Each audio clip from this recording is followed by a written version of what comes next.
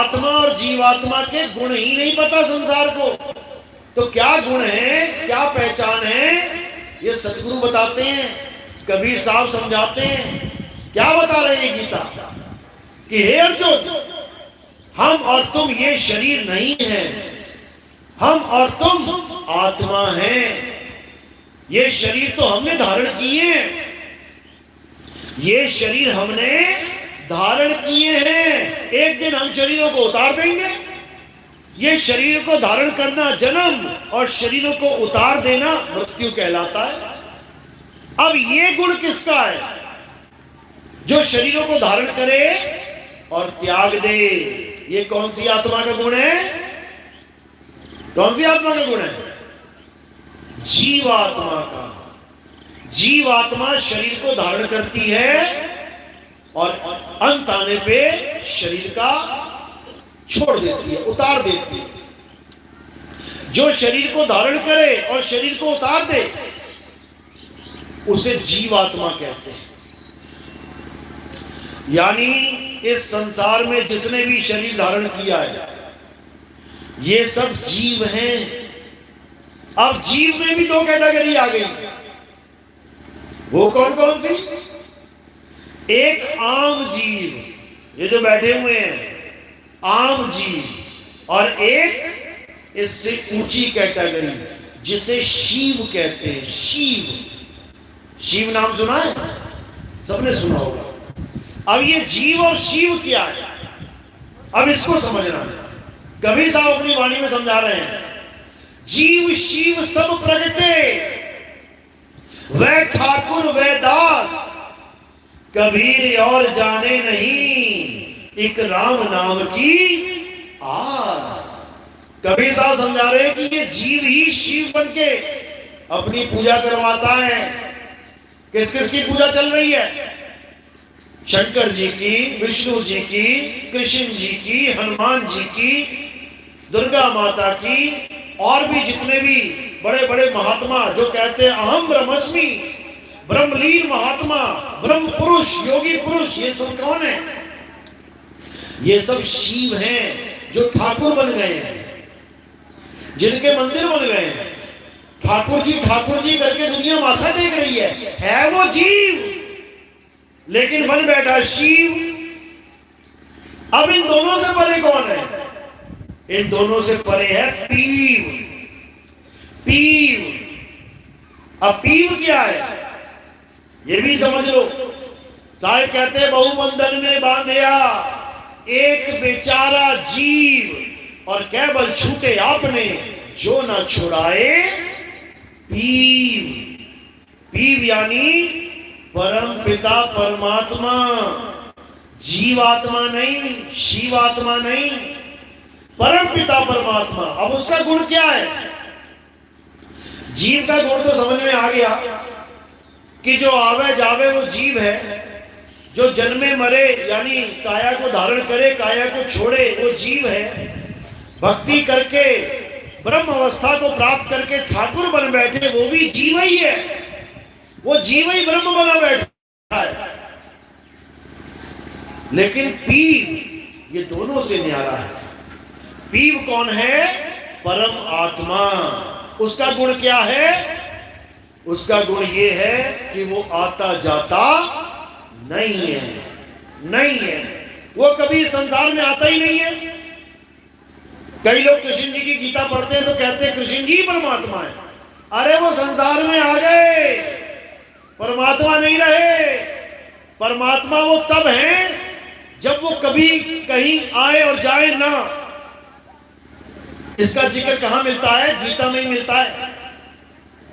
कौन से अध्याय में? अध्याय 2 24वां श्लोक। उसमें उस आत्मा का जिक्र किया जा रहा है जो आती जाती नहीं है। तो क्या कह रहे हैं? हे अर्जुन, ये आत्मा छेद्य है, अशोष्य है, अदाह है। ये आत्मा अचल है। अचल, 3 अक्षर है। अचल, क्या मतलब है इसका? अचल सुना तो सबने होगा। अचल दो प्रकार की प्रॉपर्टी होती है, दो प्रकार की संपत्ति होती है। कौन कौन सी? एक चल संपत्ति और एक अचल संपत्ति। जो चल संपत्ति होती है उसका गुण उसके नाम की तरह होता है, चल, यानी वो चल सकती है। 1 लाख रुपया पड़ा तुम्हारे घर में, वो चल संपत्ति है कि अचल? चल संपत्ति है। कैसे? जेब में डाल और चल, वो भी चल रही है साथ में। तुम्हारे घर में कार है, बाइक है, चल संपत्ति है कि अचल? चल, किक मार और चल। लेकिन जो तुम्हारा घर है, तुम्हारे जो खेत हैं, वो कौन सी संपत्ति है? चल या अचल? वो अचल है, वो चलता नहीं है। कोई ऐसा नहीं कर सकता कि अपना गोरखपुर का घर उठा के बंबई में शिफ्ट कर रहा है। करवा के देख लो। गोरखपुर की जमीन अपने दिल्ली में जाके शिफ्ट कर रहा है, करवा के देख लो। पैसा शिफ्ट हो जाएगा, सामान शिफ्ट हो जाएगा, कार बाइक शिफ्ट हो जाएंगी, लेकिन मकान अचल है। इसी प्रकार हम सबका परमात्मा केवल हिंदू का नहीं, केवल मुसलमान का नहीं, केवल सिख या ईसाई का नहीं, हम सबका परम पिता परमात्मा अचल है, अचल है वो। और अगर गलती से भी कोई चल आत्मा की पूजा कर रहा है तो मेरे भाई वापस आने की तैयारियां करो। दोबारा तुम्हें किसी मां का गर्भ मिलने वाला है, दोबारा उसी गर्भ में 9 महीने उल्टा लटकने वाले हो। बाथरूम में कोई बाहर से चिटकली लगा दे तो 20 मिनट भी अंदर नहीं रह पाओगे, हर दर करोगे, कांपोगे। चलती हुई लिफ्ट बंद हो जाए तो 10 मिनट में तुम्हारी हालत खराब हो जाएगी। वहां 9 महीने गुजार दें, सोच लो। और एसी कूलर नहीं मिलने का वहां पे, वहां जठर अग्नि है। हर प्रकार की अग्नि में सबसे ज्यादा घोर जो गर्म है, जो पीड़ादायक है, वो कौन सी अग्नि बताई गई है? जठराग्नि। समझो, वो ऐसी अग्नि है कि पानी के रूप में जाते हैं मां के गर्भ में और कैसे निकलते हैं ये देखो। आग से कैसा हो गया है ये शरीर। इतनी अग्नि है कि पका देता है अंदर ही अंदर, हाहाकार मचा देता है। पकोड़े देखे ना तलते हुए कैसे होते हैं? जब पकोड़ा बनाते हैं तो पानी की तरह जाता है तेल में, एकदम लिक्विड। ऐसे करो, ऐसे गिरेगा हाथों में, और जैसे गया तेल में फिर क्या होता है? एकदम पकोड़ा बन के सॉलिड बन के आ जाता है। तो मां के गर्भ में सब लिक्विड में ही जाते हैं, और बाहर कैसे आते हैं? सॉलिड बन के आते हैं, पकोड़ा बन के। पकोड़े बैठे हुए सारे, सब मां के गर्भ से निकल के बैठे। जो ज्यादा तल गया बेचारा वो काला पकोड़ा निकल आया, जो कम तल गया वो गोरा निकल आया। ये वही है।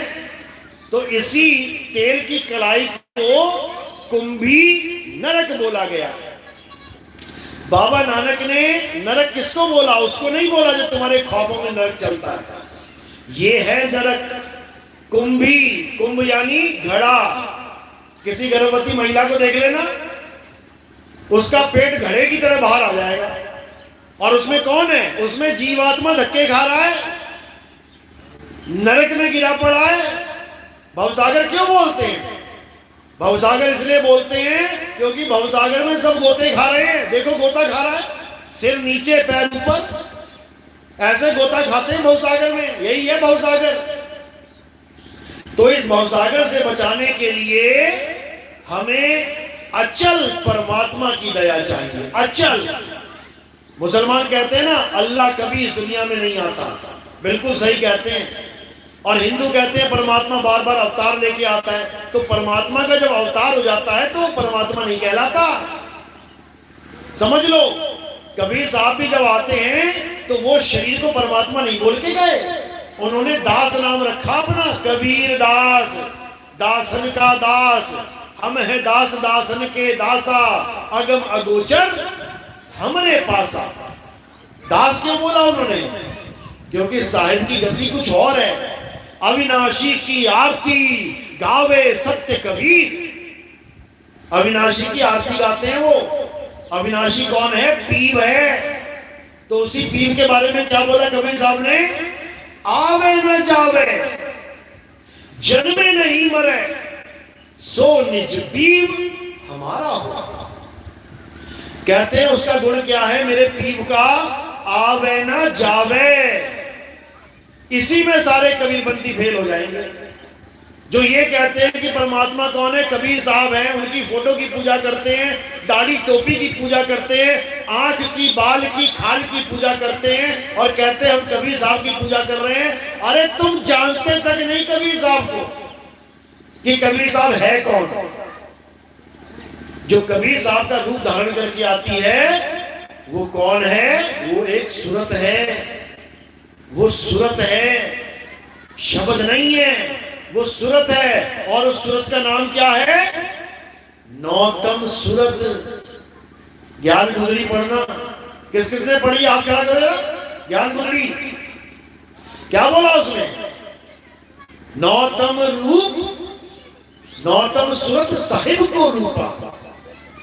यानी जो कबीर साहब आए हैं संसार में, नौतम सूरत का रूप धारण करके आए हैं। वो नौतम का मतलब होता है नया। नया मतलब तुम लोग जो ज्ञान लेके बैठे हो उन सब ज्ञानों में से एक नया ज्ञान देने के लिए। हालांकि वो ज्ञान सबसे पुराना है, लेकिन इतना पुराना है कि तब तुम और हम थे ही नहीं, इसलिए वो पुराना ज्ञान भी नया लगता है। जैसे तुम्हारे दादाजी की कोई फोटो है बहुत बहुत बचपन की, तुमने कभी जीवन में नहीं देखी, दादाजी भी चले गए, पापा जी भी चले गए, तुम भी जाने की तैयारी हो, तुम तैयारी में हो और तुम्हें वो फोटो दिखाई दे गई। अब वो फोटो बिल्कुल नई है तुम्हारे लिए। अरे यार ये तो आज तक नहीं देखी, ये तो बिल्कुल नई चीज मिल गई। लेकिन है क्या? सबसे पुरानी। वो सबसे पुरानी है। इसलिए साहिब जो ज्ञान देने आते हैं वो सबसे पुराना ज्ञान है। लेकिन तुम्हें जब ये ज्ञान सुनने को मिलता है तुम्हें लगता है अरे भैया नया ही ज्ञान आ गया कोई। आज तक तो सारे मंत्र जंतर में फंसे थे, आज तक तो सारे नाम जापों में फंसे थे, ये नया ही ज्ञान आ गया। तो इस नया ज्ञान को देने के लिए नौतम सूरत नाम रखा है साहिब ने अपना, नौतम। और नित्य नाम का भी अर्थ नया ही होता है। ये नया ज्ञान नहीं है जो मैं ज्ञान समझा रहा हूं तुम्हें, ये कोई नया ज्ञान नहीं है, ये पुराने से भी पुराना ज्ञान है। इसीलिए गीता में बोला हे अर्जुन आत्मा अचल है, सदा स्थिर रहने वाली है। सदा स्थिर रहने वाली का मतलब क्या होता है? कि कभी राम बन के, कभी श्याम बन के चले आना, प्रभु जी चले आना। क्या सदा स्थिर रहने वाली चीज कभी और जा सकती है? अगर वो और जा सकती है तो वो सदा स्थिर रही नहीं, फिर तो गीता का ज्ञान गलत सिद्ध हो जाता है। लेकिन गीता में बिल्कुल स्पष्ट लिखा है जो सदा स्थिर रहने वाली है, सदा सदा यानी सदा, उसमें कोई ऑप्शन ही नहीं है कि कभी आ जाए और कभी चली जाए, नेवर। उस आत्मा का ज्ञान प्राप्त करना है। तो कहते हैं जो सदा स्थिर रहने वाला है, जो पुरातन है। पुरातन मतलब हमारा एक विभाग है, कौन सा? पुरातत्व विभाग। जैसे बाकी विभाग है, जल विभाग, विद्युत विभाग, नगर निगम विभाग, शिक्षा विभाग, परिवहन विभाग, इसी प्रकार एक पुरातत्व विभाग भी है। उसका क्या काम है?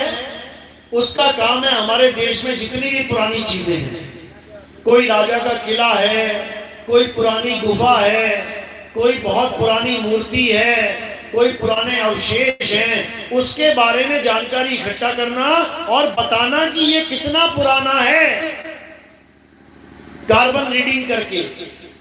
ये काम है पुरातत्व विभाग का, यानी वो पुरानी चीजों के बारे में जानकारी देते हैं। तो इस आत्मा की बात चल रही है, उसको क्या बोला? ये पुरातन है, यानी जब तुम और हम भी नहीं थे ये चल आत्मा इस संसार में आई नहीं थी, तब का है वो और सदा रहेगा। उसी को बोला कि वही अचल है, सदा स्थिर रहने वाला है, पुरातन है, सत्य सनातन है। जो हमारा धर्म है वो हिंदू धर्म नहीं है, मुस्लिम भी कोई धर्म नहीं है, सिख भी कोई धर्म नहीं है, ईसाई भी कोई धर्म नहीं है। धर्म इस संसार में केवल एक है, और वो क्या है?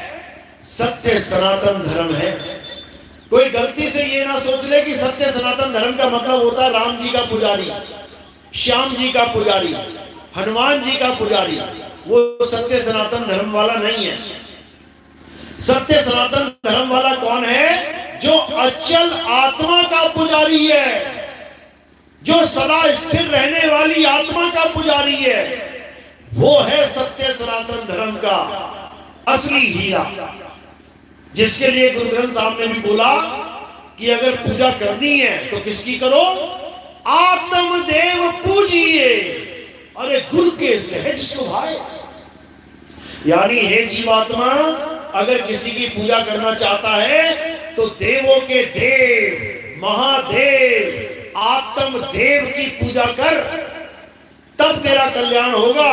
नहीं तो जैसे आज इंसान बन के बैठा है, कल को ऐसे कुत्ता, बिल्ली, हाथी, घोड़ा, मक्खी, मच्छर बन के बैठा होगा। देखो 1 घंटे से मक्खी घूम रही है मेरे चेहरे के पास, बार बार हटा रहा हूं, फिर आ रही है, फिर हटा रहा हूं, फिर आ रही है। यही काम रह जाएगा बस का।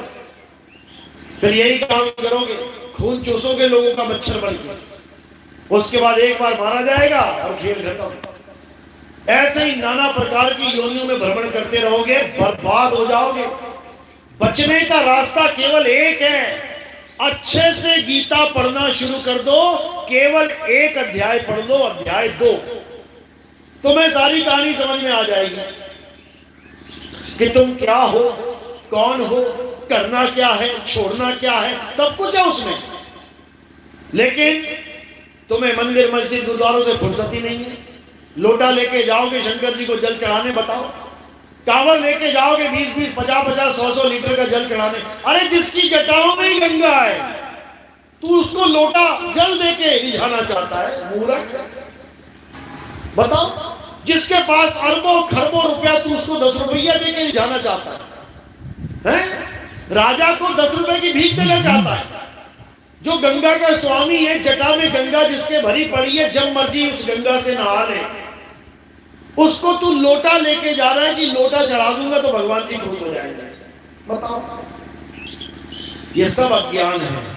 इसी लोटे लोटे के चक्कर में पता नहीं कितने परिवार रोते रोते रह गए। देखो जाके सड़कों पे शंकर जी के पुजारियों का क्या हाल है। कांवड़ लेके जाते हैं, लाशें घर को आती हैं, तुम्हारा लड़का मारा गया, ट्रक चढ़ गया, बस चढ़ गई, एक्सीडेंट हो गया। अरे जिस परमात्मा को ढूंढने जा रहा है वो तेरे घट में विराजमान है।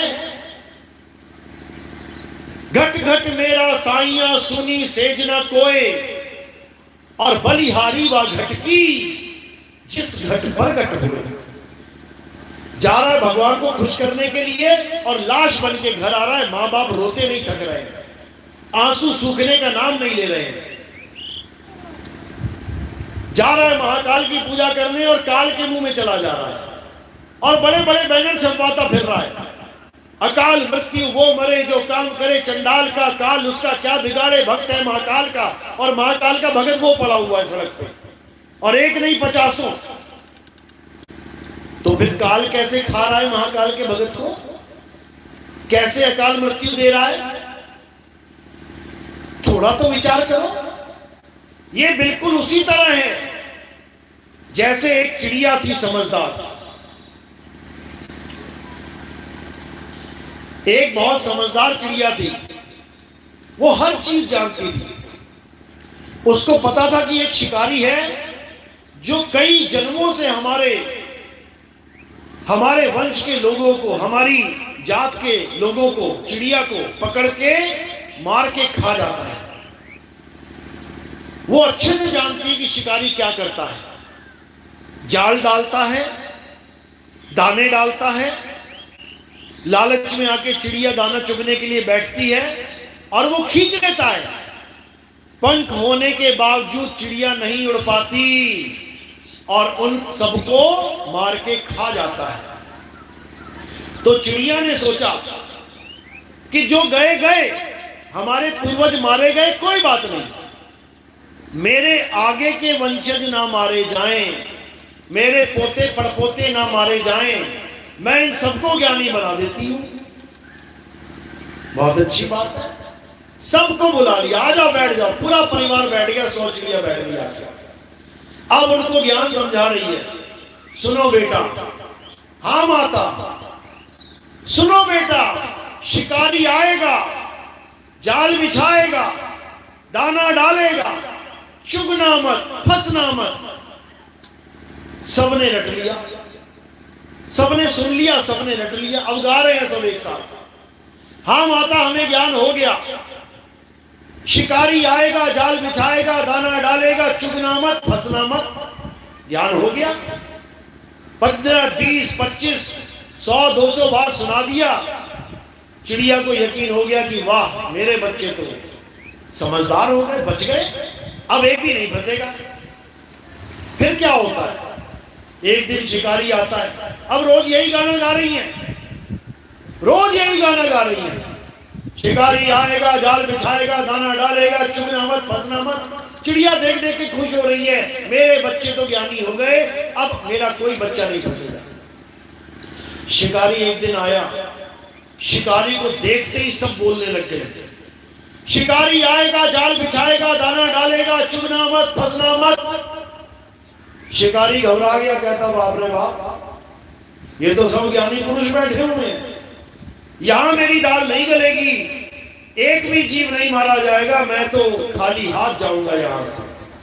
लेकिन फिर शिकारी ने सोचा कि जब मैं आ ही गया इतनी दूर, जब पहुंच ही गया चिड़ियों के पास, जब जंगल में इतनी दूर में आ ही गया, तो चलो जाल लगा ही देते हैं, ये नहीं तो कोई और फंस जाएगी।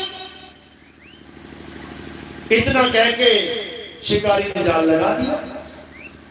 अब जब जाल लगाया और दाना डाला और चिड़िया गा रही है, शिकारी आएगा, जाल बिछाएगा, दाना डालेगा, चुगना मत, फंसना मत। शिकारी फिर भी दाना डाल रहा है, कोई बात नहीं।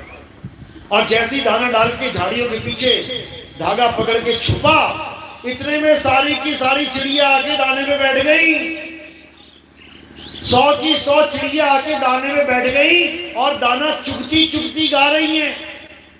शिकारी आएगा, जाल बिछाएगा, दाना डालेगा, चुगना मत, फंसना मत। और शिकारी हजरा कितनी बड़ी बेवकूफ है, और खींच ले।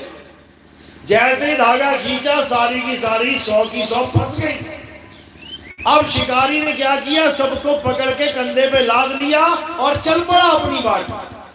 अब सारी पीछे फंसी पड़ी हैं, कंधे पे गिरी पड़ी हैं और क्या गा रही हैं, शिकारी आएगा, जाल बिछाएगा, दाना डालेगा, चुगना मत, फंसना मत।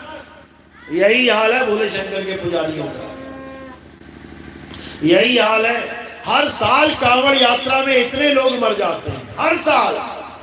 केदारनाथ में तो एक भी ना बचा, सबका सफाया हो गया, लेकिन फिर भी गा रहे हैं, शिकारी आएगा, जाल बिछाएगा, दाना डालेगा, चुगना मत, फंसना मत। यानी क्या गा रहे हैं, अकाल मृत्यु वो मरे जो काम करे चंडाल का, काल उसका क्या बिगाड़े जो भक्त है महाकाल का। और मर भी रहे हैं, हर साल मर रहे हैं, हर महीना मर रहे हैं, हर जगह मर रहे हैं, मंदिरों में मर रहे हैं, फिर भी गाते जा रहे हैं उन चिड़िया की तरह। यही अज्ञान है, यही अज्ञान है। तो क्या करना चाहिए, सबको समझना चाहिए कि आखिर ये काल है क्या, ये काल है कौन जिसको तुम कह रहे हो अकाल मृत्यु वो मरे जो काम करे चंडाल का। इसका मतलब जितने भगत मरे केदारनाथ में, क्या वो चंडाल का काम करते थे? ये जितने कांवड़ यात्री बेचारे भूखे पेट चल रहे हैं, इतनी मेहनत कर रहे हैं, मर जा रहे हैं, तो क्या वो चंडाल का काम करते थे? अरे अपने भक्तों को ही तुमने चंडाल बना दिया, अपने ही भक्तों को चंडाल बना दिया। जो बोल बम करते जा रहे हैं, उन्हीं को चंडाल बना दिया। बताओ, क्योंकि नहीं पता काल कौन है। अरे वो किसी को नहीं बख्शता। जिस दिन तुम्हें काल के बारे में पता लग जाएगा, तुम्हारे पैरों से जमीन निकल जाएगी। कबीर साहब कहते हैं, बचना चाहो काल जाल से तो चीनो शब्द हमारा, और कहे कबीर अमर कर राखू जो निज होए हमारा। कहते हैं हम बताएंगे बेटा तुझे कैसे काल जाल से निकलना है। ये काल तेरे आगे माथे टेकेगा। कैसे टेकेगा? अरे सार शब्द आए जही विधि हाथा, तेही विधि काल नवावे माथा। ये काल तेरे आगे माथा टेक देगा और तुमने क्या करना है?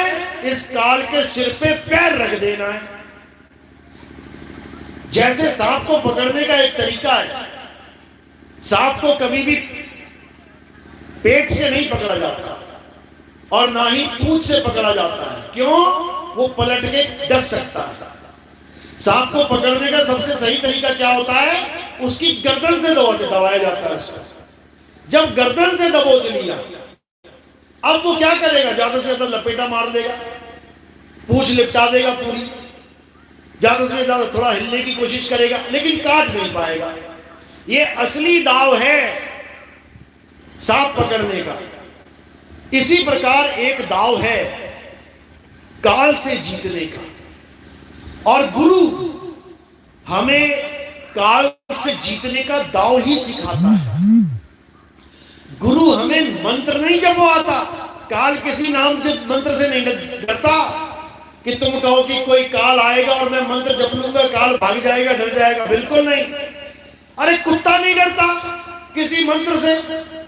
जो आज लोग कहते हैं भगवान का नाम लो, बड़े से बड़ी विपदा टल जाएगी, जाके देख लेना 20 कुत्तों के बीच में। 20 छोड़ो, 2 कुत्तों में चले जाना। अरे 2 छोड़ 1 के पास चले जाना। कोई पिटबुल जैसा हो, डाबरमैन जैसा हो, बुलडॉग जैसा हो, तुम्हारी हालत खराब हो जाएगी। उसके सामने जो मंत्र जपना चाहते हो जप लेना, बच जाओगे क्या? दौड़ा दौड़ा के काटेगा।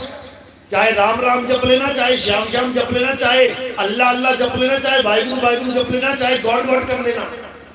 बचने का एक ही रास्ता होगा। क्या होगा? 11 नंबर की बस पकड़ ले भाई। 11 नंबर की बस यानी ये जो पैर है तुम्हारे, जितनी तेज दौड़ सकता है दौड़ ले, या फिर कोई लठ देख ले कहीं पड़ा हो, लठ उठा के 2 दे दे सिर पे, फिर भाग जाएगा। तो ये जो लठ वाला काम है, ये सार शब्द वाला काम है। सार शब्द आए जय निधि हाथा, यानी जैसे ही लठ हाथ में आ गया, अब एक बार वो जरूर सोचेगा कुत्ता जाऊं कि ना जाऊं, लठ पड़ेगा भाई।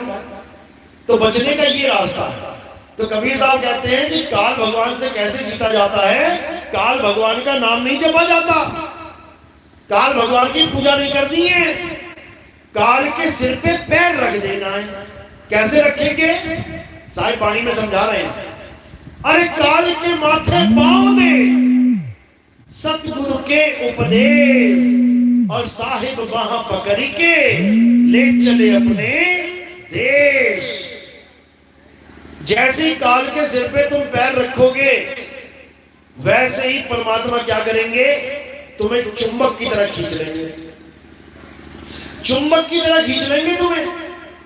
अरे लोह चुंबक की प्रीत ज्यों लोह को लेके उठाए, ऐसा शब्द कबीर का काल से लेत छुड़ाए। ये जितना भी सत्संग चल रहा है ना, 2010 से मैं ये प्रचार प्रसार कर रहा हूं। आज 26 हो गई, 16 साल बीत गए मुझे यही काम करते। ये क्यों किया जा रहा है? क्योंकि सबके सामने काल भगवान आने वाला है, सबके सामने मौत आने वाली है, एक भी नहीं बख्शा जाएगा। लेकिन हमारे जीवन का क्या लक्ष्य है कि इससे पहले कि काल आ जाए, उससे पहले ये ज्ञान तुम तक पहुंच जाए। बस इतना काम है हमारा। हमारा काम ये नहीं है कि बड़े बड़े आश्रम बना लो, बड़ी बड़ी गद्दियां सजा लो, बड़े बड़े जमीनें खरीद के उसमें ऐसा कर लो वैसा कर लो। ये सब ड्रामा हमारे पास नहीं है। हमने 16 साल में आज तक एक भी आश्रम नहीं बनाया। और ना ही अंत समय तक कोई आश्रम बनाएंगे। हमारा काम ही नहीं है आश्रम का। हमारा काम क्या है? हमारा काम है जागो और भागो, जागो और भागो। क्यों? क्योंकि हम सब सोए हुए हैं इस अज्ञान की नींद में, सब सोए हुए हैं। कबीर साहब जगाते हैं, अरे मैं कहता हूं जागत रहियो और तू जाता है सोई रे, तेरा मेरा मनवा कैसे एक होई रे। मैं कहता हूं जाग और भाग, भाग भाग रे फकीर के बाल के, कनक और कामिनी से शेर लागा, फाड़ के खाएगा, खड़ा चिल्लाएगा, बड़ा बेवकूफ है जो ना भागा। अरे बचे नहीं नीमी ऋषि, बचे नहीं रिंगी ऋषि, ऋषि नारद मुनि को चाप डाला और कहे कबीर बचेगा सोई, करे सत्संग दिन रैन जागा। दिन रैन जागा और क्या करेगा? सत्संग। ये वाला सत्संग नहीं है जो घंटा 2 घंटे का है। सत्संग का मतलब होता है सत्य का संग करना। दिन रैन यानी 24 घंटा। ये वो काम नहीं है राम राम राम राम राम राम ओम करियम ओम करियम ओम नमः शिवाय, रख दी माला 2 मिनट बाद, 4 मिनट बाद, 10 मिनट बाद, 1 घंटे बाद। ये 24 घंटे वाला काम है। ये वो नहीं है 3 बार नाम जप लिया, 5 बार नाम जप लिया। ये 24 घंटे वाला काम है, क्योंकि सूरत असत्य के साथ जुड़ चुकी है। अब इसको सत्य का संग करवाना है, 8 पहर करवाना है। तो क्या कहते हैं? सूरत फंसी संसार में। संसार क्या है? असत्य है, असत्य में फंसी है। मेरा बाप, मेरी माँ, मेरा बच्चा, मेरा भाई, मेरी बहन, मेरा पति, मेरी बीवी, मेरा खेत, मेरा मकान, ये सब क्या है? असत्य है। इसी असत्य में फंसी पड़ी है। तो कह रहे सूरत फंसी संसार में, अरे तासे पड़ गई दूर और सूरत बांध स्थिर करो, 8 पहर हुजूर। इसी में भेद छुपा हुआ है अचल परमात्मा का। समझ लो, सूरत बांध स्थिर करो। स्थिर कैसे करेंगे? कहां करेंगे? जब हर चीज चलायमान है, ये धरती चल रही है, आकाश चल रहा है, मंदिर चल रहा है, मस्जिद चल रही है, सारे मंत्र चल रहे हैं। देखो मुंह से चल रहे हैं, तुम्हारे कान तक पहुंच रहे हैं। राम यहां से चला और तुम्हारे कान तक पहुंच गया, ये भी चल रहा है, ये भी अचल नहीं है। इसीलिए इन नामों को असत्य नाम बोला गया है। और जो कबीर साहब बताते हैं वो सत्य नाम है। तो क्या करना है? सूरत बांध स्थिर करो। स्थिर कहां कर सकते हैं? जो वस्तु पहले से स्थिर है वहीं तो स्थिर कर सकते हो। लोग कहते हैं निशाना लगाओ, तो जब निशाना लगा रहे होते हो तो सामने वाली वस्तु स्थिर है, तभी तो निशाना लगेगा। और सामने वाली वस्तु घूम रही है, अब लगाओ निशाना। जो स्थिर नहीं है उसमें स्थिर कैसे होगे? तो ये अचल आत्मा की तरफ इशारा है कि इस जीव आत्मा को अचल आत्मा में स्थित हो जाना है। तो कह रहे हैं सूरत बांध स्थिर करो, 8 पहर हुजूर, यानी 24 घंटे उस सत्य का संग करो। नहाते धोते, खाते पीते, चलते उठते, बैठते, सोते, उसी का संग करना है। ये नाम वाम नहीं जपने हैं, ये पूजा पाठ नहीं करना है, ये हवन यज्ञ नहीं करना है। कर लिया जितना करना था, शुरुआत अच्छी है। शुरू में आंगनवाड़ी जाना पड़ता है बच्चों को, 1ली, 2री, 3री, 4थी कक्षा में जाना पड़ता है, अच्छी बात है। लेकिन सारी उम्र नहीं रहना वहां पे। PhD करनी है, डॉक्टरेट करनी है, इंजीनियर बनना है, तो 1ली, 2री, 3री, 4थी छोड़ना पड़ेगा, आगे बढ़ना पड़ेगा। इसी प्रकार ये मंदिर, मस्जिद, गुरुद्वारे, चर्च, शुरुआती ज्ञान अच्छा है, बहुत बढ़िया। लेकिन बुढ़ापे तक तो मंदिर जा रहे हो तो अच्छा नहीं है। बच्चा स्कूल जाए तो बहुत अच्छा है, लेकिन कहो बुढ़ऊ भी स्कूल जा रहा है 90 साल का, तो अच्छा नहीं है।